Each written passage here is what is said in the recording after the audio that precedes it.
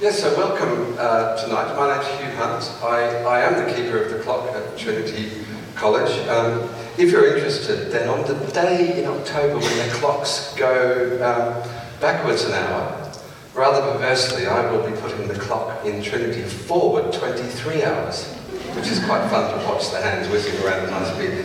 Do come in on that Sunday morning at about 10 o'clock in the morning and you can watch that and then come and have a look up at the clock.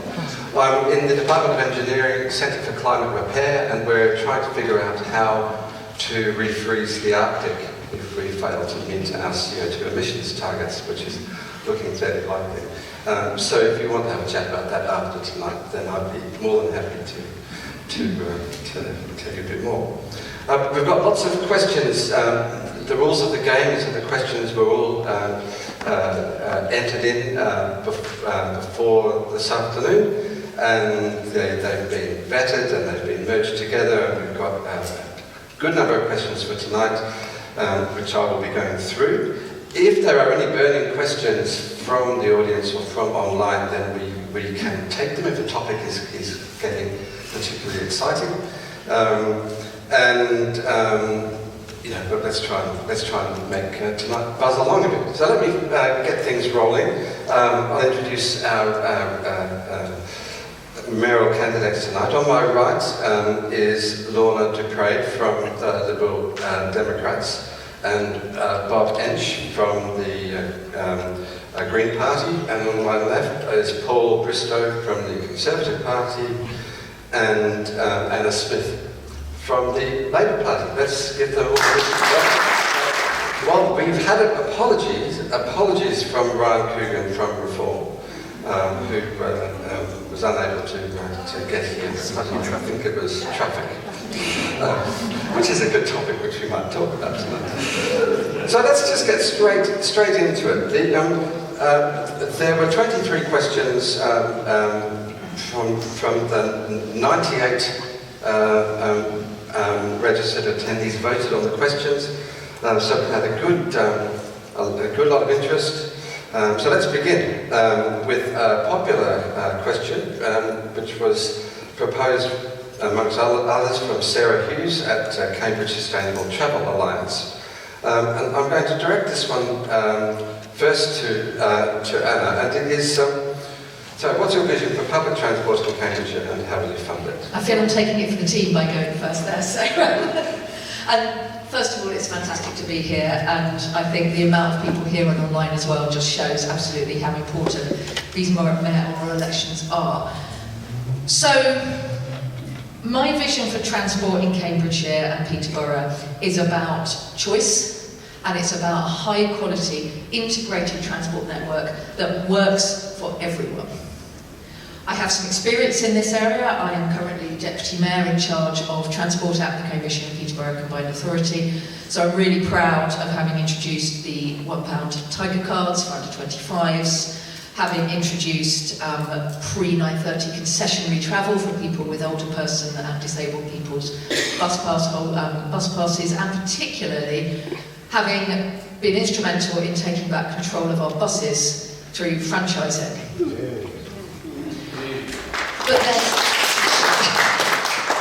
But there's so much more to do. And what we need is a transport network that really works for people in Cambridgeshire and Pboro, that is practical right now, that has vision for the future too. So that means drawing together all of our different modes of transport, whether that's ensuring that our roads are good quality, so that we don't have potholes, whether that means we have better buses, whether that means we look at high quality trains, whether that means we're looking towards good quality mass transit, and it means good cycling, walking and wheeling. What you would never get from me are plans that I cannot fund.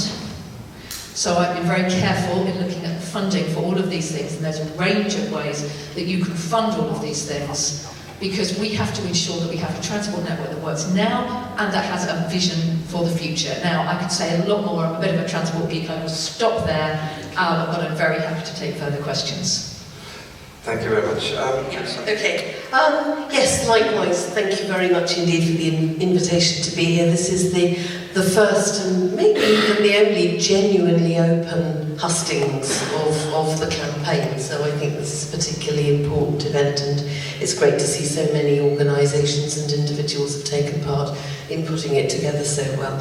I think the vision for public transport and how to fund it, I think vision is the right word, because one of the things I'm most concerned to do if I'm elected as mayor is to stop the 4-year cycle of everybody tearing up each other's work. We have got to make a decision collectively what we are going to do, a single agreed solution for managing particularly the issue of mass transit into, around and out of Cambridge.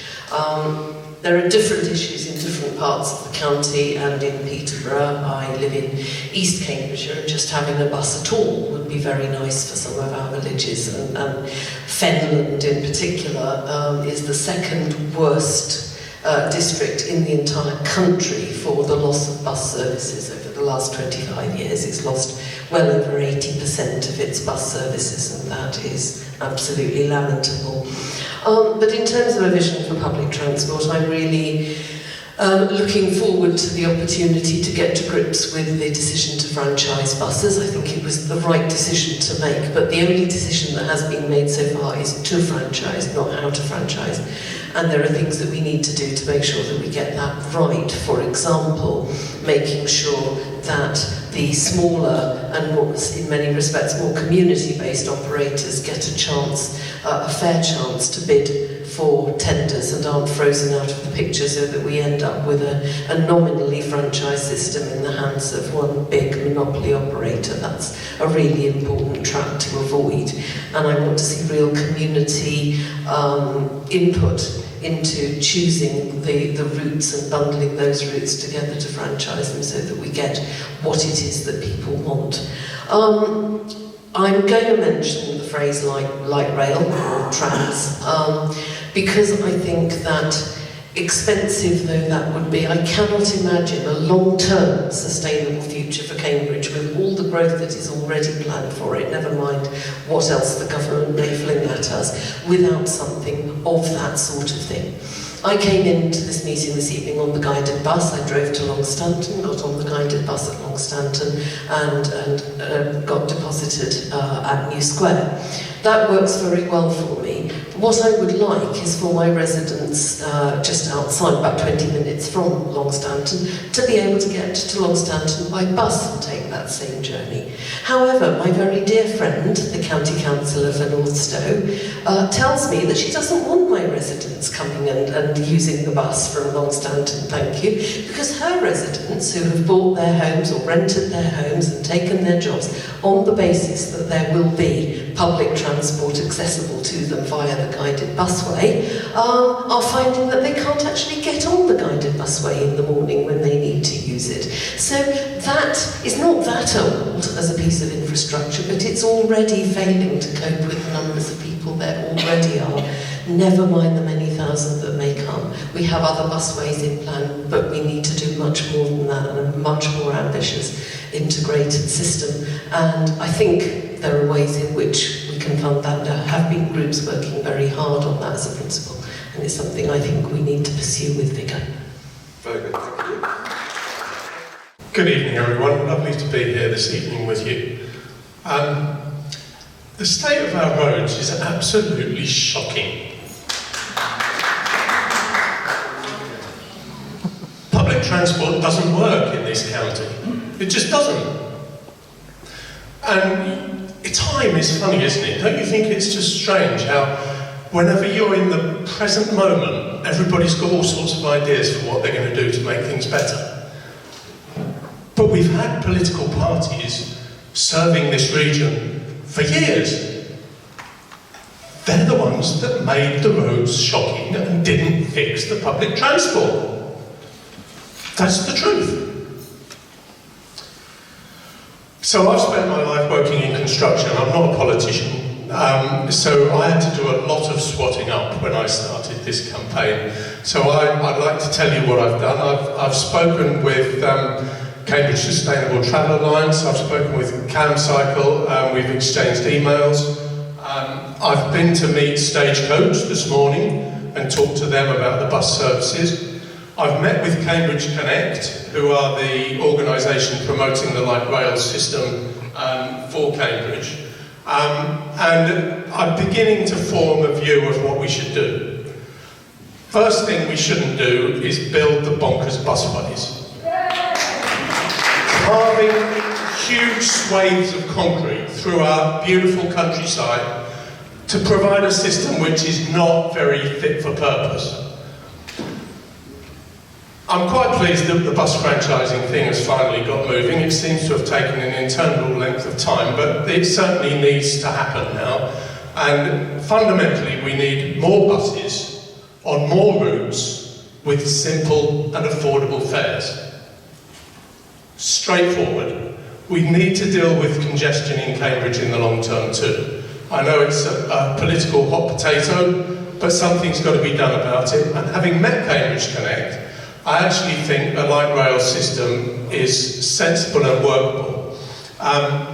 They tell me that provided the funding is seeded by the public sector, they think the whole thing could be primarily funded by the private sector, which would be fantastic. So there'd be no increase to council taxes to fund it for the local population.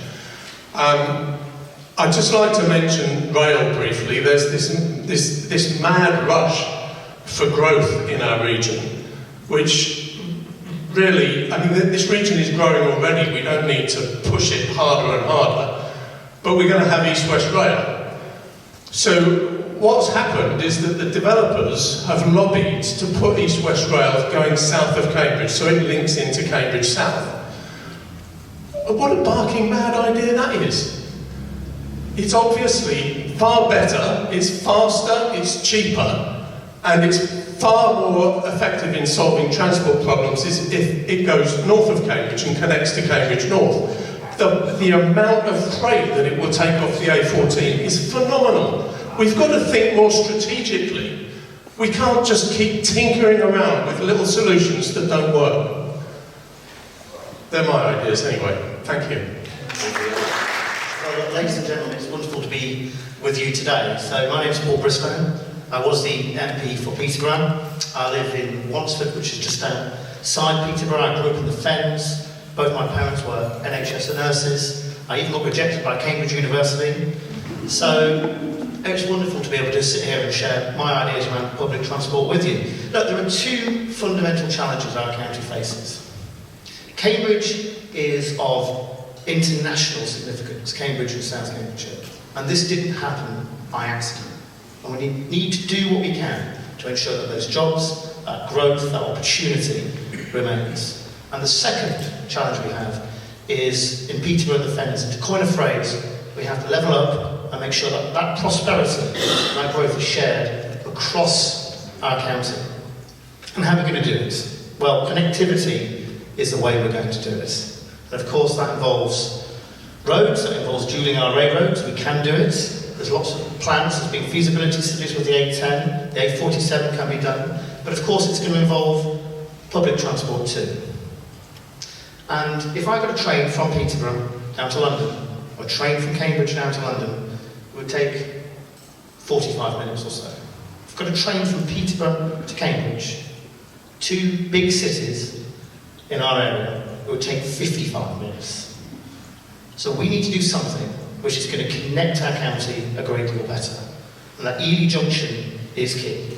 Because if we can connect Pboro, our market towns, Ely, our third city, and Cambridge together by much faster trains, you can have an opportunity that connects our county and ensures that levelling up. But we also have an opportunity to ensure that people use trains instead of using their cars to get to work in and around Cambridge. Oh, and the other thing we're going to do, and I'm delighted to hear this conversion from Lorna, from Bob, that they now are in favour of light rail. There's only an hour to go, but we're going to build light rail. And the reason we're going to build light rail, because it needs to be three things. It needs to be cheap, reliable, and regular.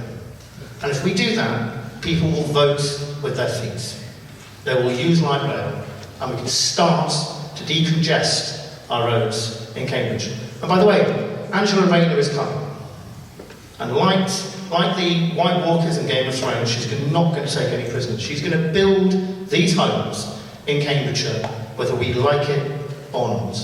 And we need to start being the sort of county where things don't happen to us, we can actually set our own agenda. And we do that by having big visions about things we can do to ease congestion in and around Cambridgeshire and connect our county. And that, my friends, is light rail. So let's get out there and do it, because the only thing that holds us back is our own lack of ambition. We can do this. It's happened elsewhere in the UK, and it's happened across the continent. We can do this. And we need these big ideas, and we work together, whether you're Conservative, Labour, Liberal, Green, or whoever. If you hold public office in and around Cambridge and South Cambridgeshire, let's unite. Let's build light rail and get Cambridgeshire and Peterborough moving. And this question is being asked by both Joe Lucas in Cambridge and also the Cambridge Friends at the End. And the question is, what is your position on growth in Cambridgeshire? Staying within sustainable limits, given the existing critical infrastructure issues, in particular water supply and sewage treatment. Everybody knows, climate breakdown has already started. Everyone knows that. Sadly, what many people don't seem to know yet, haven't understood yet, is it's our addiction to economic growth that's causing it. Absolutely it is.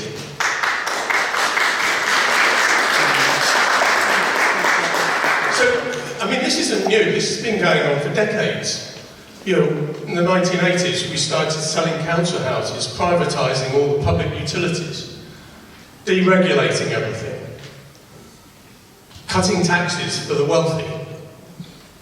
And what have we got as a result? A broken road system, a water industry that's been totally asset stripped, an NHS that's on its knees, an electric grid that isn't fit for purpose, even though energy prices are soaring. And what have you, the public, got out of it? You've got a cost of living crisis. Low-income families can't even afford to make ends meet nowadays. I was at the Cambridge City Food Bank a couple of weeks ago. They can't even cope with the demand. And meanwhile, wealth is becoming increasingly concentrated in the hands of fewer and fewer billionaires and multi-millionaires. It's got to stop. So let's think about growth in this region.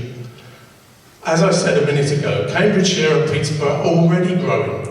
We don't need to turbocharge the growth of this region. If anything, it needs to be carefully managed so that it works for all of the people, not just for the wealthy. If you vote for a Green mayor, that is exactly what I will do. I will make sure that it's managed carefully and it makes the benefit come to the people on the lowest incomes. How can we have more and more houses built in this region when young people and people on low incomes can't even afford to buy a house? What's the point of building them?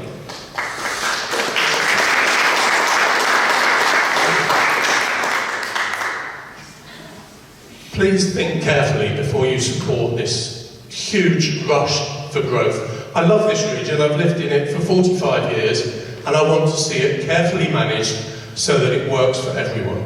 Thank you. Thank you. So, growth. Growth. Well, thanks very much indeed. As I said earlier, this is going to happen. Angela Rayner, her eyes set on Cambridgeshire, one of the few areas which is of net economic benefit to the UK, and she's going to build these homes. She's appointed a growth company. She's appointed Peter Freeman to lead it. This is going to happen. And we've got two choices. We can either shape that future with a mayor who's got a vision a vision that he would want to bring our councils and people and local people into this vision, or we can just let it happen to us. Because it's going to happen.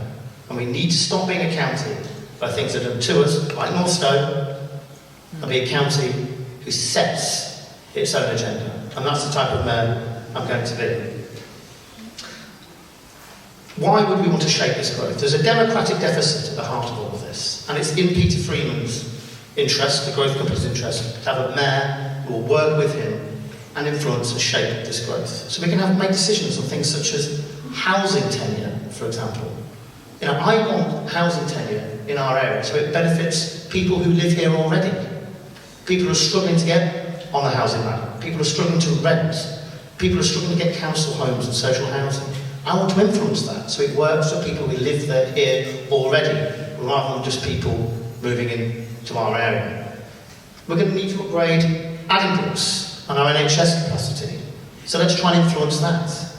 Public transport, we've talked about that. Let's try and influence that. Let's try and build light rail. And of course, what about our countryside? What about our beautiful countryside? Well, let's do what we can to protect it. Let's do what we can to increase biodiversity and open spaces. So I'm going to be the sort of mayor who's head on with this, who's going to shape this future. I'm not going to let it happen. The Fens Reservoir, I remember another public hustings, people said, well, you know, the Fens Reservoir got nothing to do with the mayor, we really shouldn't be involved in it. Rubbish. The Fens Reservoir is vital to our area and vital to solving some of the water crisis that we've got here in Cambridge. And by the way, the Fens Reservoir will really solve the problem we've got right now, not the future. What we can also do with the Fens Reservoir is create a destination, a place to go for tourism, for leisure. So let's be the sort of county, as I keep saying, where we shape our own future. I can't imagine at one point either Andy Burnham, Labour Mayor of Manchester, or someone like Andy Street, who was the Conservative Mayor of the West Midlands, letting things happen. Let's get ahead of it, we can do it, and let's shape the growth so it works for people who live in Cambridge and Cambridgeshire now.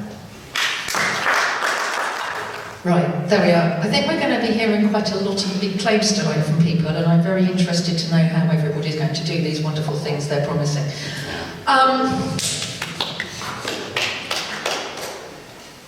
Couple of things just to start. I think I'm very concerned by a passive approach of, this is going to happen. We will just have to kind of deal with it. I think we're in charge of our own destinies in Cambridgeshire and Pboro, and I think a mayor is a mayor who leads that destiny. We don't expect things to happen to us. I think that's really, really important. Paul, by the way, I'm pretty sure it was your government who appointed Peter Freeman and a growth company in Cambridge, so I think we should just be quiet. That's true.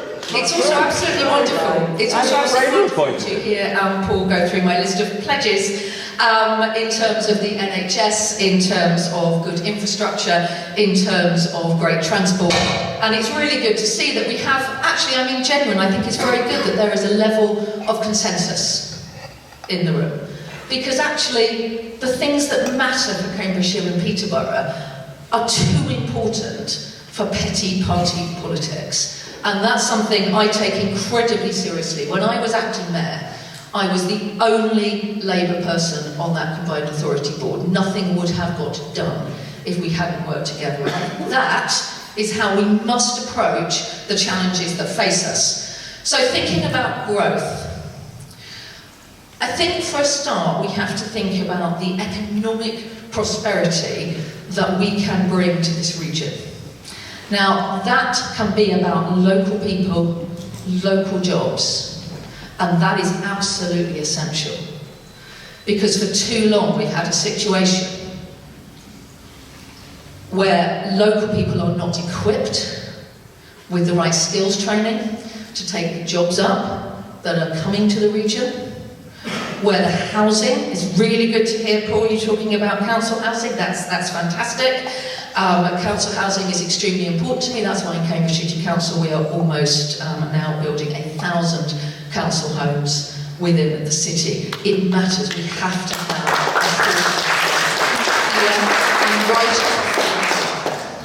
we have to have excellent transport that gets people to where the jobs are. We can bring good quality, sustainable growth to the region that is manageable, that ensures that everybody has a future and has opportunities. And all of us know, and I'm sure that I'm not the only person who has sat and I've spoke with young people, with people who are approaching the start of their working lives and thinking, where are the opportunities for me? And it's really important we can use growth, sustainable growth, to bring good quality opportunities to people here in Cambridgeshire and Peterborough. Some of you, first of all, at the time in which the Cambridge Donut Economics Group was set up. And I don't know if you've read Donut Economics by Kate Rayworth, but it is a very thought-provoking book indeed. And it talks about what it calls the just and safe space for humanity, if I recall the phrase correctly, which is how we live as people in a space in which people have their needs met and no one is left in that centre of the ring donut of lack of access to food, to housing, to the things that they need to make life good for them. And yet we don't overshoot outside that ring donut into a place where we have used up the Earth's natural resources, where we are poisoning our planet and we can no longer provide and live in a world that we are remaining responsible guardians of, if you see what I mean. And that's the premise behind donut economics, and that spoke very much to me. So when I hear about growth, there seems to be this assumption that we can just carry on growing forever, never stop growing, more growth, more growth, more growth. And if that's true, and I think that is genuinely a question mark, we need to consider what that growth looks like and what it's for. And I believe very much that we need to be very careful and measured and responsible about assuming that growth can just go on and on in that unfettered way. But if we are growing, and I think we will grow, and I think there are places where it's right for us to grow, that growth needs to be for everyone. And we need to consider the economic impacts of growth, but also the social impacts of growth and the environmental impacts of growth. And I think in some respects, Cambridgeshire and Peterborough are hitting up already against the practical limits of that. And the particular issue that was raised in the question was around water supply. It has held up growth that has been agreed by local authorities in their local plans in this area. It has held up development of things that we are all waiting for, like the new hospitals on the biomedical campus. It is a major problem, and as has been said, the Fens Reservoir is happening, but it won't be supplying water until 2036 at the very earliest, probably 2038, and that is to meet the needs of the growth that is already in plan, never mind what else the government is going to fling at us. So we do have to be very careful about growth. I think also the other thing about growth is that the government is very interested in Cambridge, and that's quite exciting because it means we do at least have the government's attention. But Cambridge is not the only place in Cambridgeshire and Peterborough.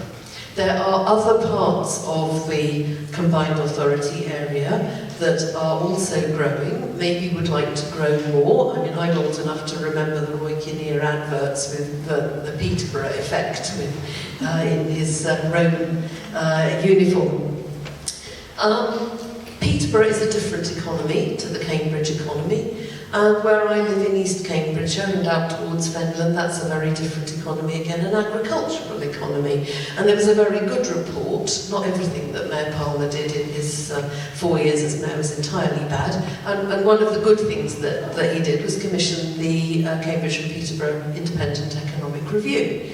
And that identified, and it really spoke to me, the three very different economies of the Cambridgeshire and Peterborough area.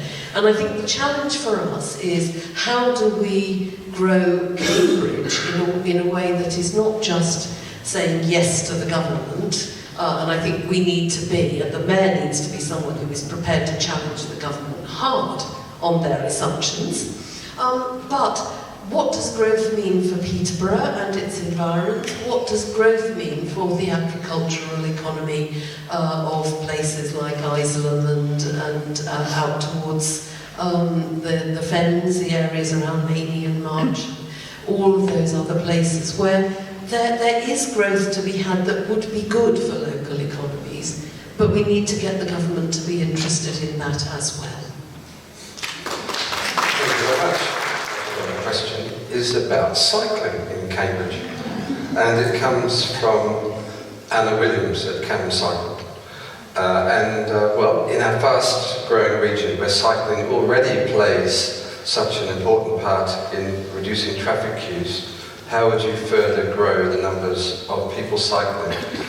And perhaps there are other congestion-beating measures that you would prioritise. Now, I ride my bike around Cambridge, and by the way, I'll pass this on to Paul to begin with. But I ride my bike around Cambridge, and I feel it's so liberating. I wish there were more people who could have access to riding bikes around Cambridge, and I would like to hear the panel's view. Well, just before I answer the question on cycling, just to, on a matter of clarification, I think Peter Freeman was appointed by Matthew Pennicott on the 31st of October 2024. Now, I'm pretty sure that was after the last general election. So, I'm pretty sure you were working for a Labour MP at that point. So that was after the general election. So I just wanted to make that point at the start. But let's talk about cycling. Who doesn't want cyclists to feel safe? Who doesn't want people to cycle around Cambridge? Of course, I was talking to Cambs Cycle earlier about some of the plans they have around Guyherne, which I think is good, Rings End. I want to see people active travelling. Of course, we want to make roads safe for people who choose to cycle. Of course, we want to make and encourage people who can cycle. Just remember, not everyone can cycle, but those who can cycle are able to do so. But one way, and this may be unpopular in this room, but one way we won't be doing that is to make it more difficult for people to drive.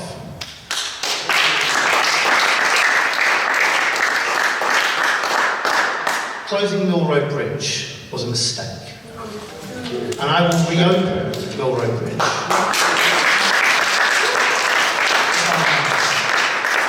By making it a key route, if necessary, to reopen it. It was a condition, closing it was a condition placed upon the county council by the bodies. We can do the same if necessary. I've made a promise to do it, and I'm going to do it. But at the same time, I'm also going to encourage people to cycle if they wish. Of course, I'm going to make it easy for people to do so if they can, but we don't do it by making people who can't cycle, who choose not to cycle, make it more difficult for them to go out about their business, go to hospital appointments, go to see friends, family, and so forth. And we've got to face up to that. So that's what I'm going to do. Shame. So I think one of the things that we have to do is avoid kind of creating false gaps where they don't exist. And I think, I would imagine there is nobody in this room who is saying that we should stop somebody driving and force them onto a bike. And I think we just need to be really clear about that, because it is not helpful to have those kind of conversations. For me, it has always been about giving people choice. It is always about providing good quality infrastructure and support so that people can travel the way that they wish to travel. Now, I have this slightly fussy thing that I try not to call myself a cyclist or a driver or a something. I am a person who cycles, a person who drives, a person who walks, a person who takes a bus, a train, whatever it happens to be. And I think that's really important. So I think it doesn't help us if we start to suggest that it's either or, because it absolutely isn't. It's about choice. So how do you grow cycling across our region? Well, for a start, we need to ensure you've got good quality infrastructure. And that means really good quality cycle routes that are good enough and wide enough to avoid people conflicting. We've all been on cycle paths which are shared space and it's not wide enough for everyone to use, and that's really problematic. has to be maintained. You can't just build something beautiful and then 10 years later you've got tree roots growing through it. It has to be properly maintained. We've got to prioritise decent and safe bike parking for everyone. Now, this can be more challenging in some places than others because of the space, but we have to keep working on that. And that has to be the ability for different types of cycle parking as well. So I have a bit of arthritis, I find it very difficult to lift things, I find it very hard if I'm kind of hitching my heavy sit-up and beg bike onto a rack. Well, you need to make sure that what the cycle parking that you have is for all kinds of accessible cycling. And you need to make sure it's accessible for all. Because there are lots of things that make sure that cycling is possible for people with various physical needs, and with a bit of work that can happen. Recently, the Combined Authority attracted the highest funding per head for cycling schemes of any combined authority in the country, and I'm really proud of that. We're also one of the highest rated for active travel in the country as well. And you do that by working with the community, but working with everybody, our stakeholder groups, but also everybody who is using our roads, who is using our cycle network. And it is absolutely about providing choice. It's always been about providing choice. Thank you very much. Advantage, because I think I'm probably the only Cambridge graduate in the entire history of the university who graduated never ever having learned to ride a bicycle. So people who can stay upright on two wheels have my undying admiration and respect. I think cycling is a different experience, she says, as an onlooker, in different parts of the Combined Authority area. Cycling in Cambridge is very much a way of life, as I have observed. It is very much the norm for most people to get around on a bicycle. Some aspects of that, I believe, aren't always easy, but a lot of it is much easier than it is for many of us in the rural areas.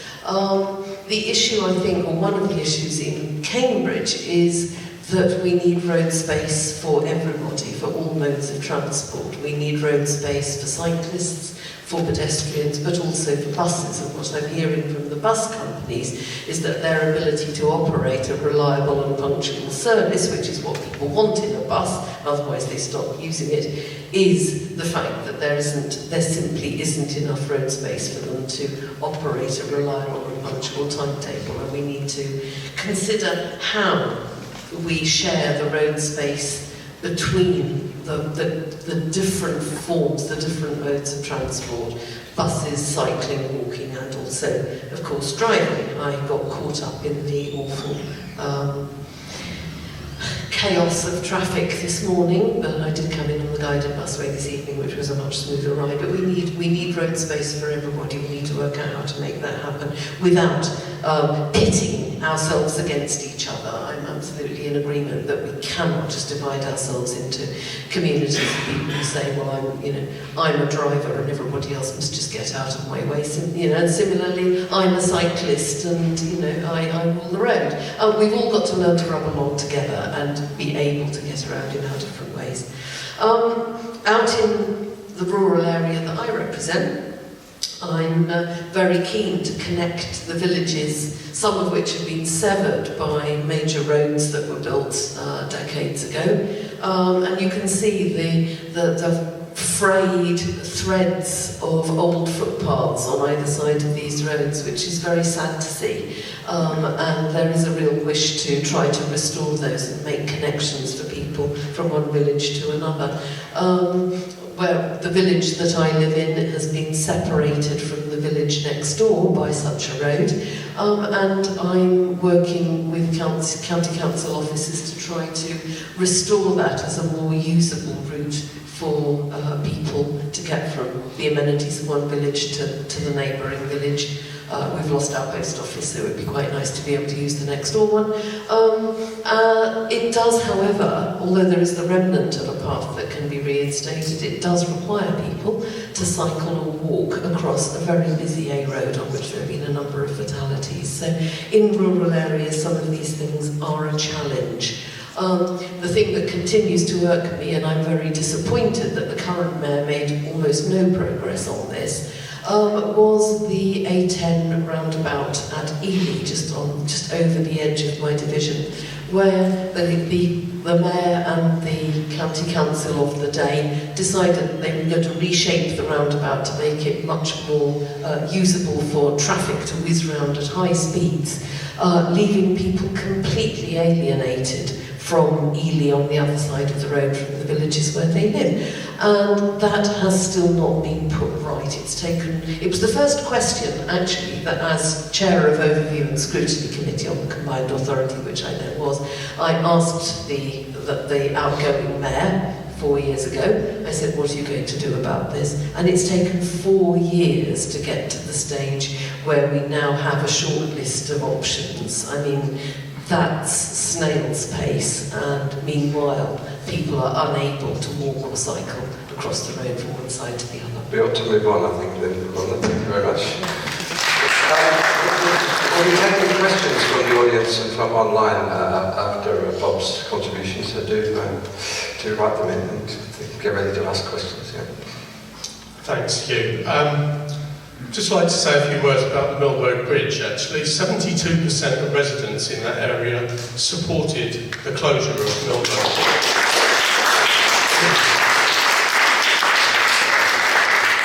The mayor has no remit to open or close the Mill Road Bridge. It's the responsibility of the county council, not the mayor. Our candidate in Romsey, Darren Green, is very keen to provide more support to local businesses who are finding it difficult to get in and out of Mill Road, and we would certainly sort that out if Darren is elected onto the county council. So cycling. Again, this is a time thing, isn't it? Everybody's keen on cycling when you ask the question in public about it. I've signed up to the Cambridge Sustainable Travel Alliance pledges, all of them, I support them all, and I think you'll find that most of the Green candidates in Cambridge have done the same. I've done the same with Cambs Cycle. They've got a whole list of requirements, and I support all of them. But to be fair, Lorna is quite right. We have to make sure that we build a system that supports everybody, because not everybody can cycle, and some people want to use the bus, and at the moment it's very difficult to get in and out of Cambridge on the bus, and that needs to be fixed. So one of the things that I would do if I was elected is I would build a community of interested parties and get them to all work together to come up with the best solution. It strikes me it's very easy for people to say, oh yeah, this is the solution, or that's the solution. Actually what it needs is a consensus between all the different interested parties. I'm not sure when you speak to different transport organisations and lobby groups, I don't actually think many of them feel heard by the current political system. So how's that work? One of the things that's happened since I've been canvassing for the Green Party in Cambridge is I have met a number of people on the doorstep that are not just upset, they're not just angry, they are apoplectic that they are expected to cycle into a city on roads that are so dangerous. Fix them! Thank you. I just wanted to correct a fact.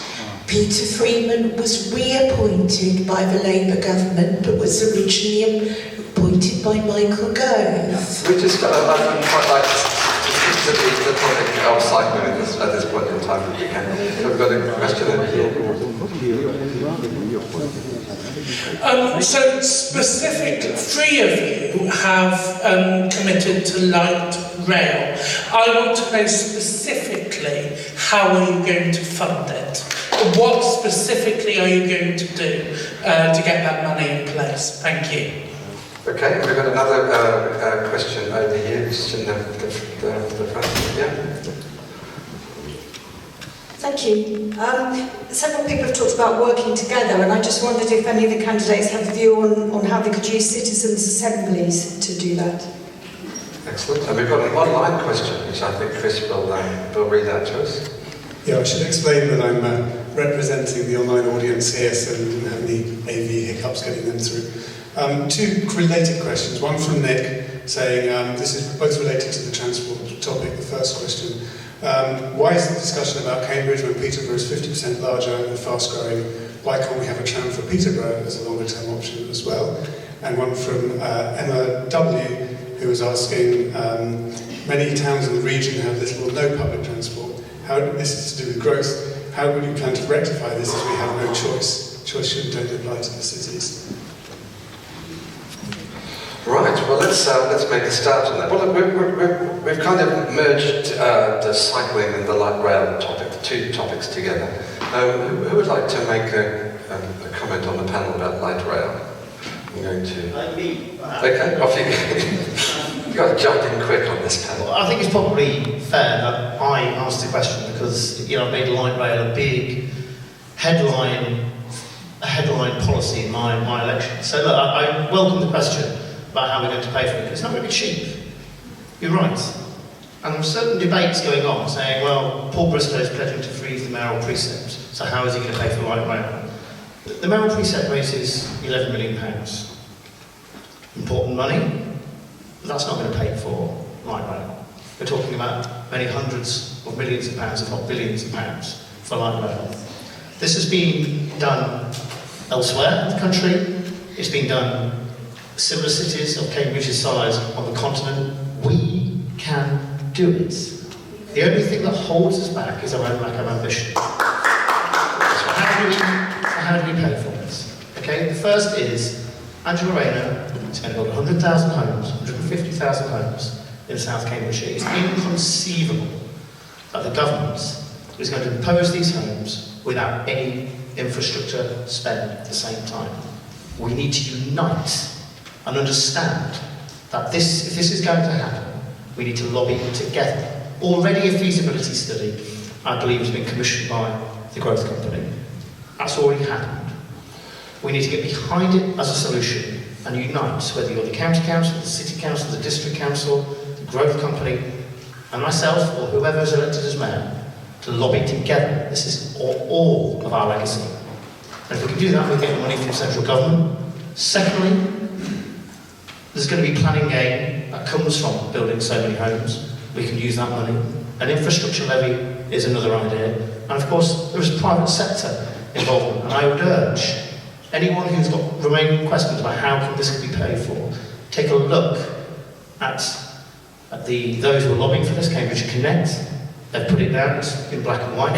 Is it going to follow their scheme, or are we going to blindly follow what they say? Of course we're not. We're going to work together. But we can do this. So let's stop talking about it. Matter transportation hasn't been invented yet. We need something which is going to be quick, reliable, cheap, and regular. Light rail's the answer.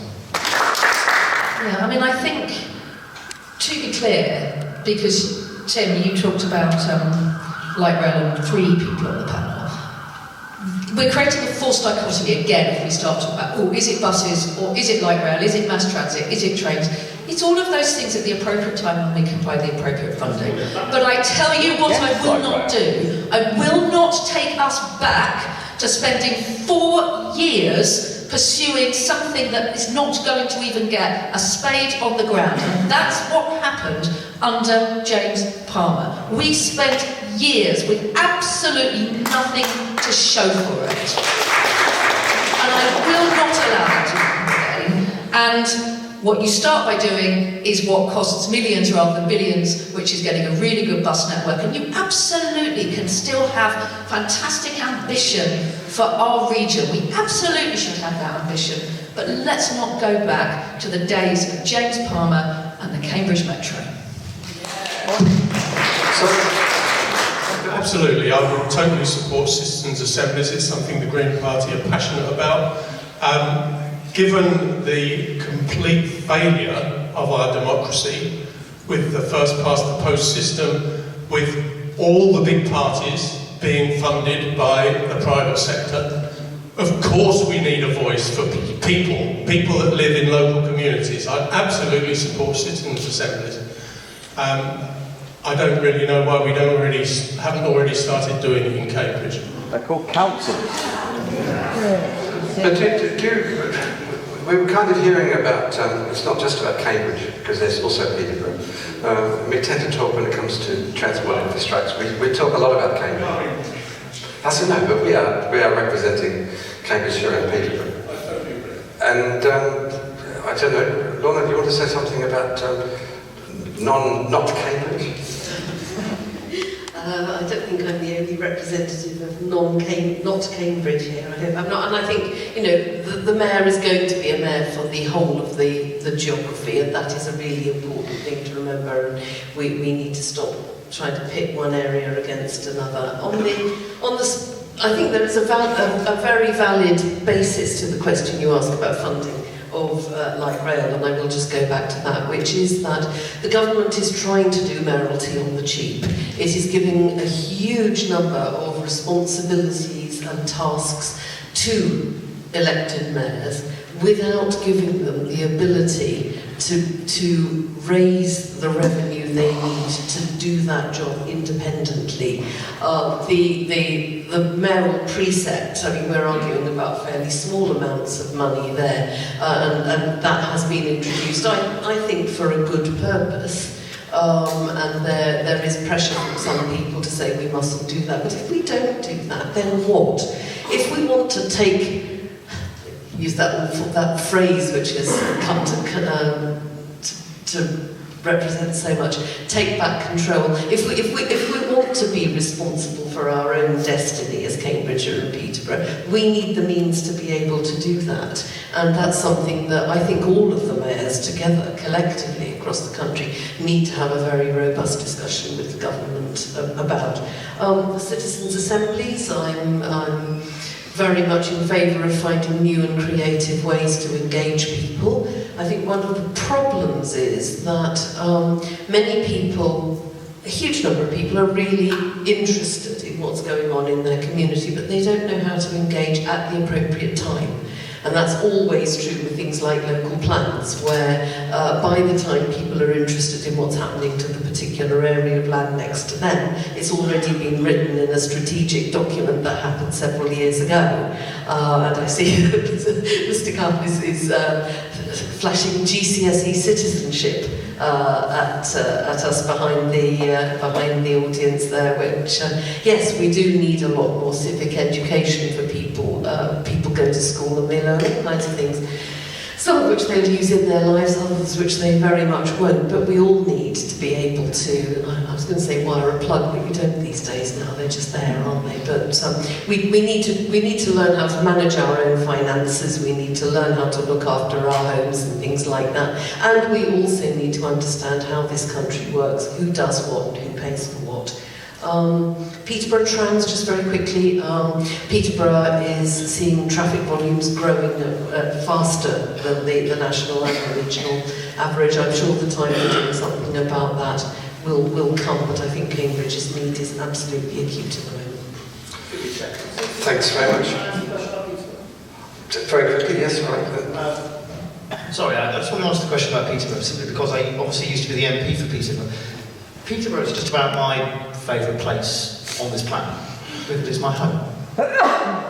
And as I said, I was the MP there for 4.5 years. I just love the food, the hospitality, the potential, but most of all, I love the people of Peterborough. It's my home. Now, we're not building 100,000 homes in Peterborough. There isn't that acute need for a mass, reliable, cheap transport system in Peterborough. But what there is the need for is a revitalised city centre. That's why I'm going to bring free parking. There's a need for a community stadium for Peterborough. I think that would transform our opportunity where we can have a swimming pool and a concert venue at the same time. There is a new bus depot is needed. in Peterborough. Peterborough is just full of potential. And again, the only thing that holds us back is a lack of vision. And I think there's nothing wrong with having vision. Sorry? Lack of vision. So we need vision, we need ambition, and we need passion. And all of these things can be delivered. If you've got it, you've got a will. The money is there. It worked in London, it's worked in Manchester, it's worked in Birmingham. We have not borrowed against our existing revenue spend at all in Cambridge and Peterborough. That is what Mayoral was set up to do. We can do this. We just need a vision and a plan. Great. And the global average, 89% of the population supports more action on climate change. What actions would you take to ensure that our existing and planned development infrastructure will be capable of adapting to the low-carbon future and increasing impacts of the warming climate? Bob, would you like to make a start on that? We've got to be quite quick because we're running out of time. So let's keep the comments as short as we can. I wonder why. This is obviously close to our hearts as well in the Green Party. If I've got a minute, then I'm not really going to be able to tell you everything. There's a huge amount that needs to be done. We would increase funding for natural Cambridgeshire. We need to have more places for nature. We need to enforce the planning system on developers. Why on earth don't we do that? We need to build the Fench Reservoir. We need to do a lot more than that. We need to... I'm sorry, I wasn't ready to answer this question, but there is a huge amount of work that needs to be done to restore nature. And the sustainable travel is one of the things that we've spoken about. Light rail is better for the environment than buses. There's just a whole raft of stuff.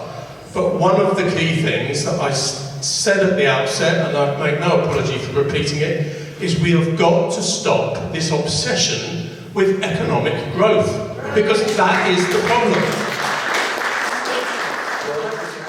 Okay, and as briefly as I can, I've been the chair of Cambridge County Council's Environment and Green Investment Committee for the last 4 years, during which time we have been involved in a number of projects, bringing them some rather risky projects started by the previous administration, bringing them to a safe conclusion and actually working to deliver clean green energy at Swaffham Prior, for example, and a number of other schemes.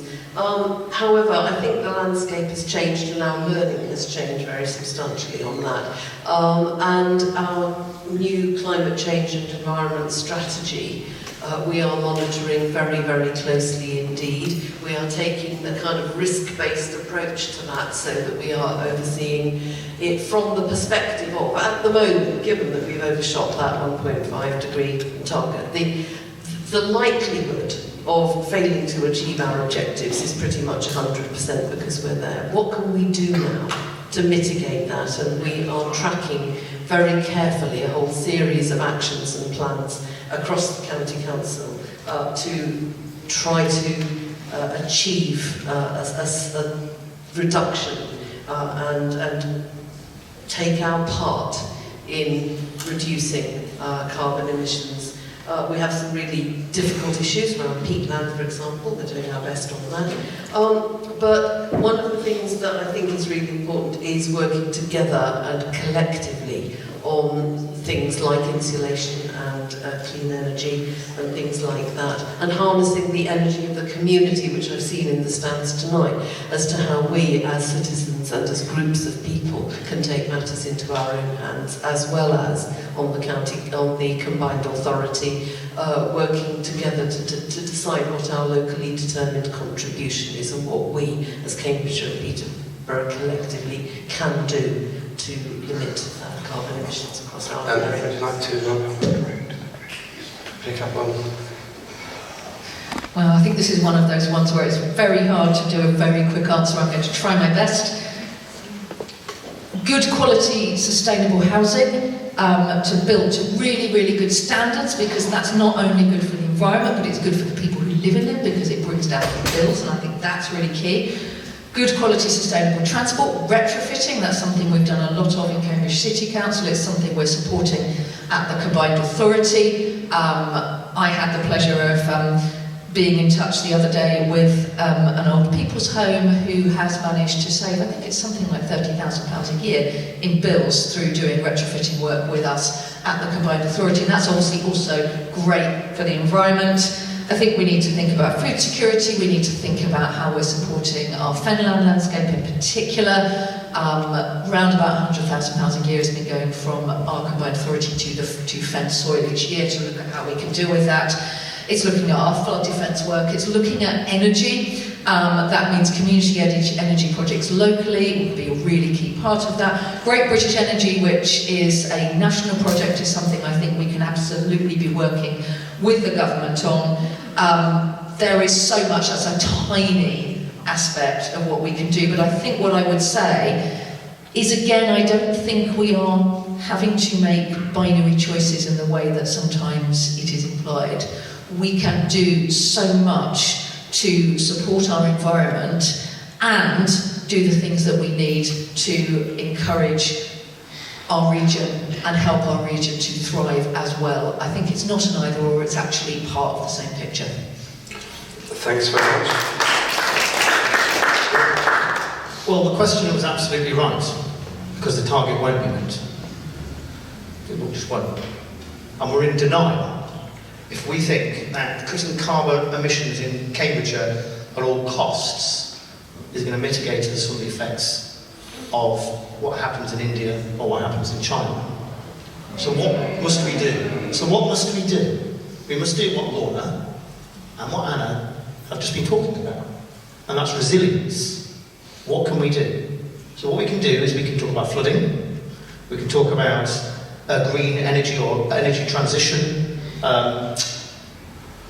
centre in Pboro, which will provide the green jobs of the future, because that's the way we're going to solve climate change. It's technology. It's finding new power sources and pushing them forward. We can talk about the Fens Reservoir to make sure we got the water for the future. We can talk about warm homes, retrofitting. We can talk about food security. These are all issues of resilience. But cutting carbon at all costs in Cambridge is not going to protect us from the effects of what happens on the other side of the world. And we've got to be honest and open about that. Thanks very much. So I'd like to move on to I think what will have to be our last question, which is on affordable housing. And Anna touched on this. Perhaps Paul, you might be able to follow up on this just to begin with. The cost of a one-bedroom flat in Cambridge, asks Hamblin McClement in Cambridge, is 10 times the average local salary, whereas 1 in 5 Danes live in affordable non-market housing. Do you plan to make surely affordable non-market housing a reality here, and how, Paul? So when I was the MP for Peterborough, and brought up to the campaign, I was in a local pub in Peterborough, and there was a group of young lads, table next door, and they recognised me. And I could see them talking out the corner of my eye, and, there's Paul Bristow, yada yada yada. And eventually one of them came up, and he said to me, Paul, can we have a picture? And I said, yeah, sure.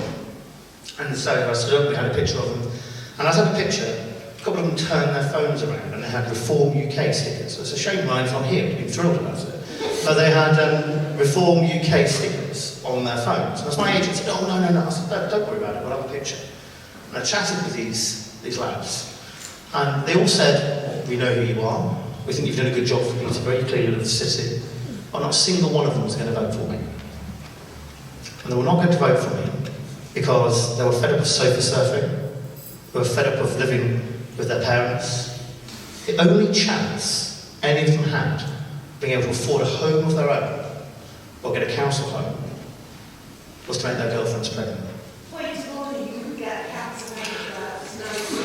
Well, I'm telling you a story, I'm not lying to you. This is genuinely what happened. And so, as I left, I thought, what can we do for, young people like that?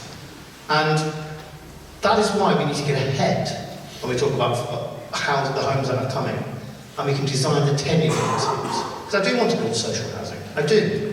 I think we need to build more social housing in this country. One of the things that I feel passionate about. But we also need to understand that some of the people that live here already would never qualify for social housing. So we need to change, and we can't afford private housing, so we need to create an opportunity for them. Discounted market housing there is also an opportunity. So we need to influence these homes that are coming so they are ready for people who already live here, who can't afford a home of their own, who can't rent a home of their own, are sofa surfing, are living with their parents. Those are the people that I'm in politics for. And that's what I'm going to do. Bob, would you like to...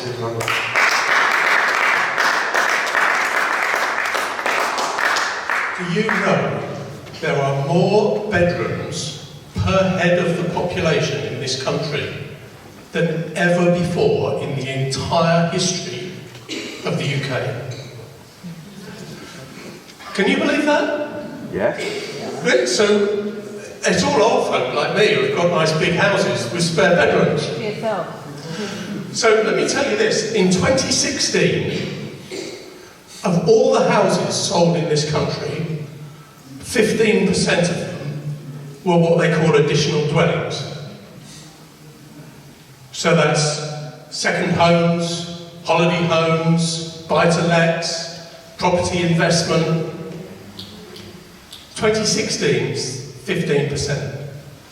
In 2022, there was 45% of all the houses sold in this country. It's a nonsense to talk about affordable housing. Affordable housing just isn't affordable.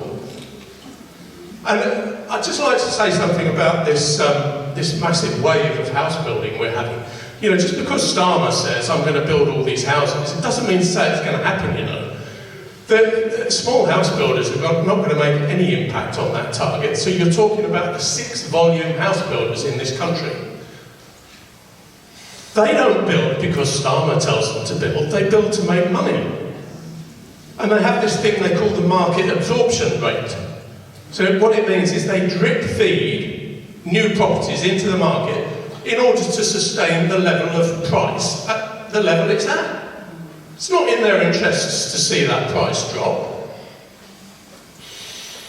30% is what they're supposed to do, 30% affordable housing. And you know why they don't do it? Because they say it's economically not viable. But let me tell you this, those 6 volume house builders in the last 10 years have made as much as 32% gross margins. It's never gone below 17%. And they say it's not economically viable. Well, if I was mayor, I would certainly challenge that.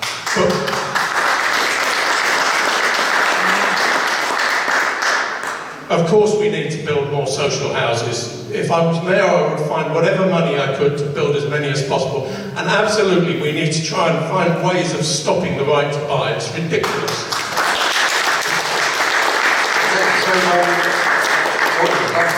Comment on affordable housing? I think we have to face the fact that in this country the housing market is just totally broken.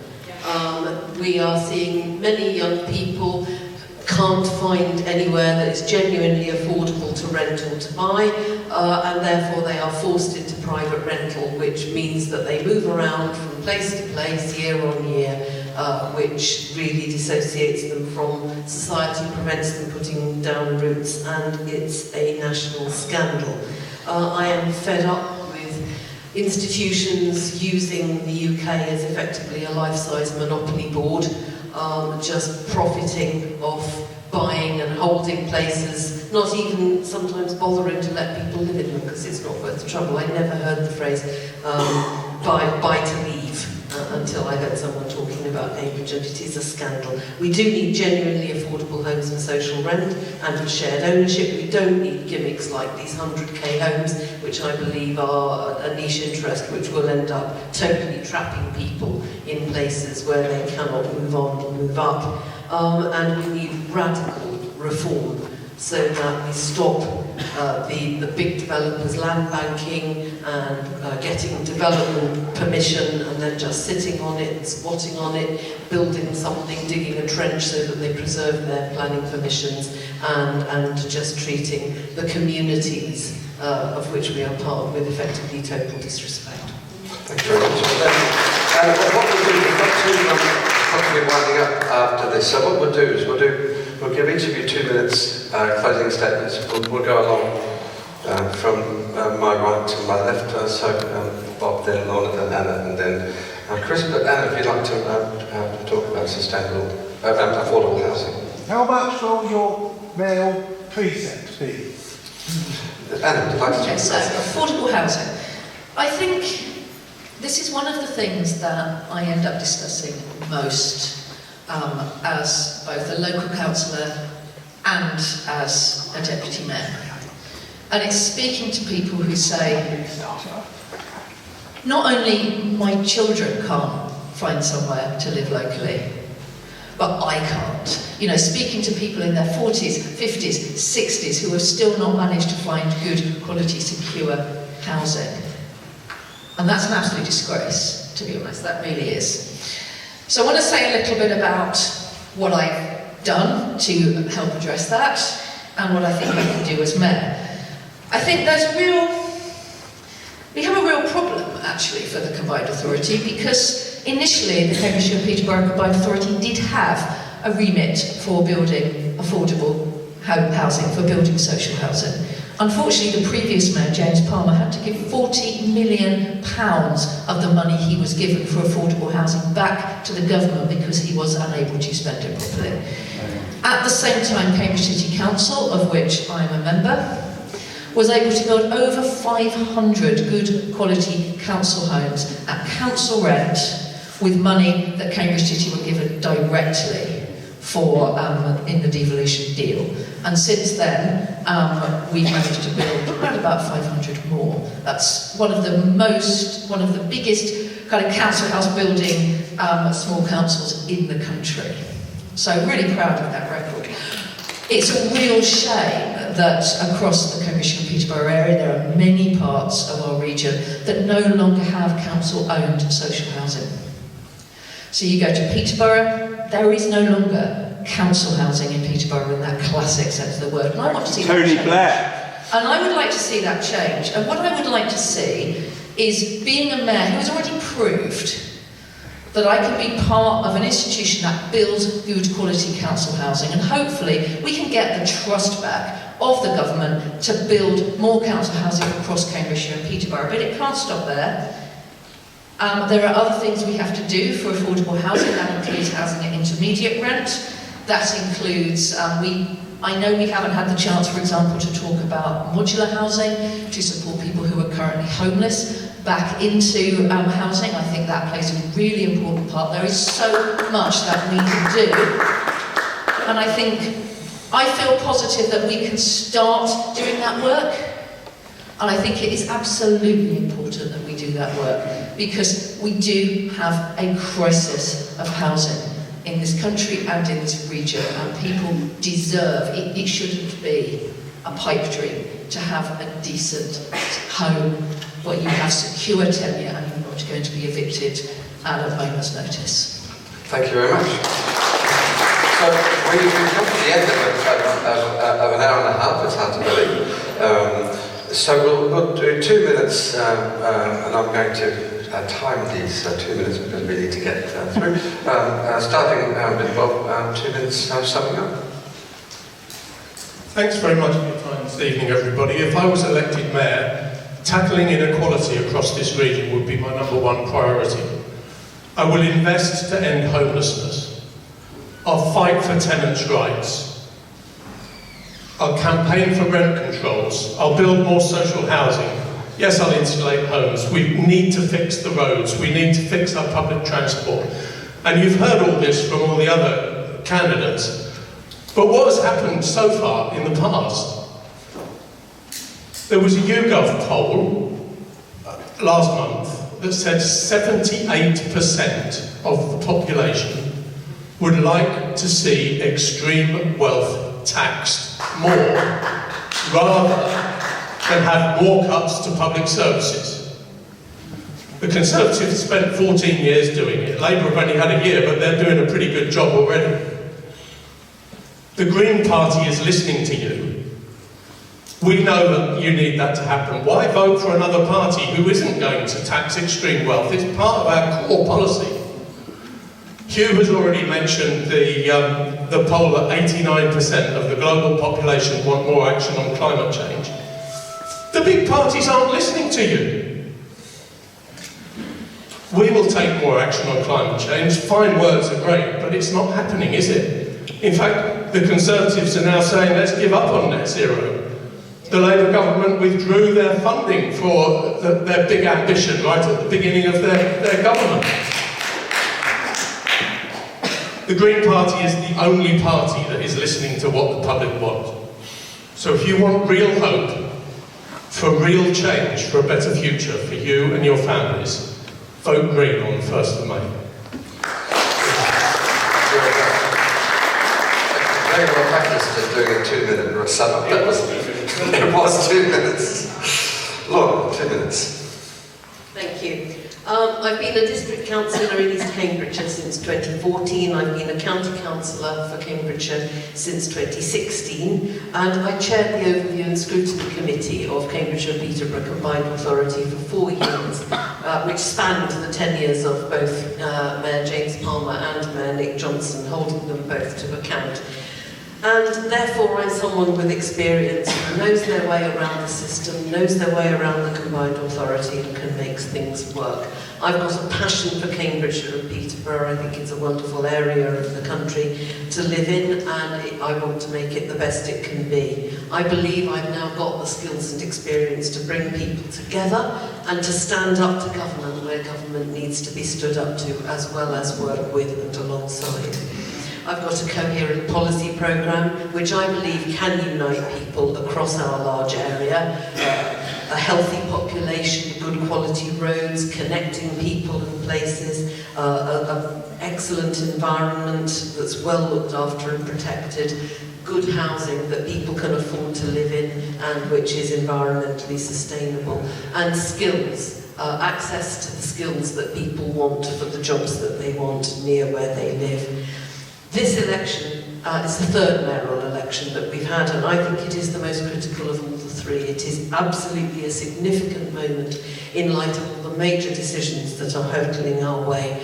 It's a challenge, but it's also an opportunity to be seized. I believe I can do that, and I am very much hopefully to be supporting the Liberal Democrats for the mayoralty and for the county council elections on the 1st of May.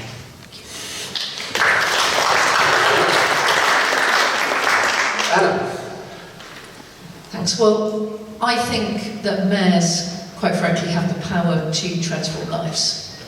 And I know that because I've already done the job as acting mayor and as transport leads. And I've made really changes that I'm really proud of, from the £1 Tiger Pass, taking back control of our buses, paid internship programmes, the Centre for Green Technology in Peterborough. There is so much that I am proud of, but there is still so much more to do.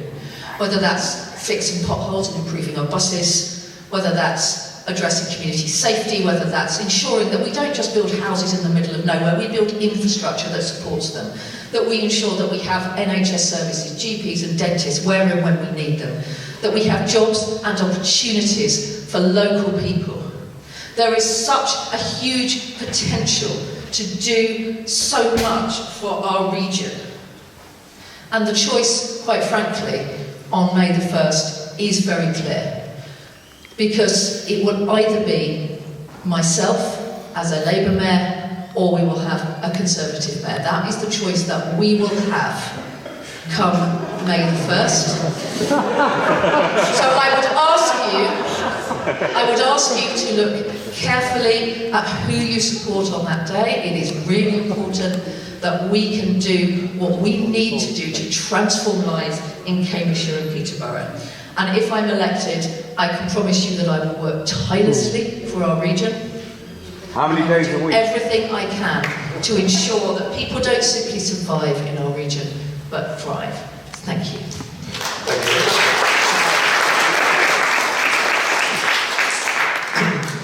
So, to answer your question very directly, sir, the mayoral precept will not be a penny more when I leave office than it is right now should I become mayor. But I can tell some people some home truths. The combined authority and the office of mayor have not been a success. We've had it for 8 years. Don't take my word for it. You can wander into Cambridge, to Peterborough, Ely, Wisbech, Surrey, Woodsea, St Neots, Huntingdon, and you ask people, do you know who the mayor is? Did you know we had a mayor? They'll say no. They didn't know we had a combined authority. The vast majority of people do not know that we've got a combined authority or we have a mayor. Now, why does this matter? The same thing wouldn't happen in Manchester under Andy Burnham, in Birmingham, in Tees Valley, or in Ben Hampshire. They will know who these people are. Why is that important? Because they can't, we're unable to describe how people's lives are made better by what the mayor has done. The fact that people don't know who their elected representatives are, that matters. But I say we can change that. I'm not going to turn around and pretend that things are going to be easy. But what we need is a bit of ambition, a bit of vision, and a bit of delivery. We protect Cambridge, make sure that Cambridge is special, make sure it grows and continues to be of international significance, and we can level up Peterborough and the Fen. We can connect our county, and we can make the people here healthier, wealthier, and happier. I say yes, we can. So let's go out there, let's be the best we possibly can. The area of Cambridgeshire that is an economic contributor to this economy. And the fact that it's not been a success is a disgrace. So let's go out there, let's do this. We can win, and we can make sure Cambridgeshire and Peterborough get it moving. Thank you.